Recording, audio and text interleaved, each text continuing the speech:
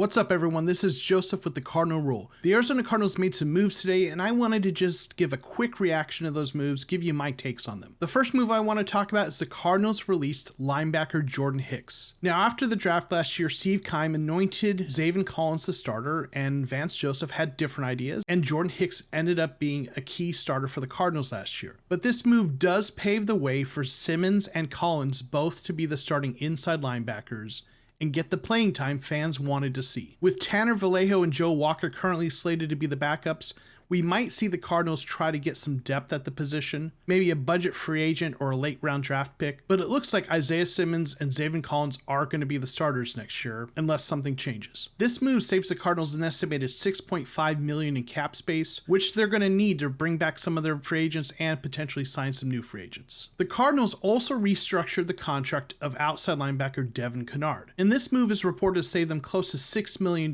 per season. Now Kennard's time with Arizona has been disappointing. He hasn't lived up to what fans had hoped for when the Cardinals signed him. But he was solid against the run last year, and with Chandler Jones likely to leave as a free agent, the Cardinals are going to need some depth at outside linebacker. In a perfect world, Kennard isn't going to be their starter, but he's a nice rotation piece and some insurance if they don't get a better starter at that position. The Cardinals also tendered offers to restricted free agents running back Jonathan Ward and wide receiver Antoine Wesley. Ward's tender is for $895,000 and Wesley's is for $825,000. These are both players who were on the team last year and played some, but weren't key contributors. I see both of these as sort of insurance going into free agency. Chase Edmonds and James Conner are both free agents, and there's some uncertainty as to whether the Cardinals are going to bring back one of them, both of them, or neither of them. At minimum, Ward gives them some depth with a running back who's been on the roster for a few years. Wesley's situation's a little more interesting. There's a good likelihood AJ Green is going to walk in free agency, and Cardinals fans are probably okay with that. But there's a chance Wesley might be competing for that spot with Green gone. Now the Cardinals may bring in another free agent to compete for that spot, or they might even draft someone. But Wesley showed some flashes last season that have some fans hoping to see more of him. At minimum, he's going to provide some nice depth at that outside receiver spot, but might even compete for snaps as a starter. Either way, it's a really low contract figure, so it's worth signing him. These are the moves the Cardinals have made at this point thus far. More will be coming, and we'll talk about that as those moves unfold. Thanks for watching, and we'll see you next time on